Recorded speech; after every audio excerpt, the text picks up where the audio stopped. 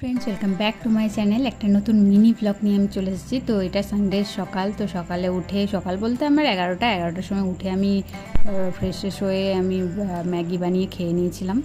এটা আমার ব্রেকফাস্ট ছিল।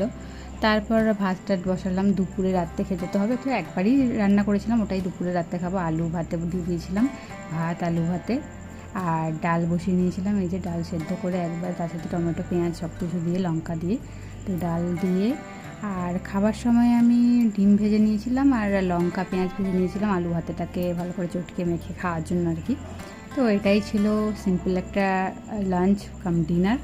তো কেমন লাগলো মিনি ব্লগটা কমেন্ট করে জানিও। ভালো লাগলে লাইক কমেন্ট শেয়ার সাবস্ক্রাইব করতে ভুলো না চ্যানেলে। আর নতুন হলে অবশ্যই সাবস্ক্রাইব করো। তো দেখতেই পেলে একটা সিম্পল ডে, সিম্পল খাবারের রেসিপি। তো দেখা হচ্ছে পরের একটা ব্লগে। টাটা বাই বাই, ভালো থেকো সবাই, সি ইউ অল।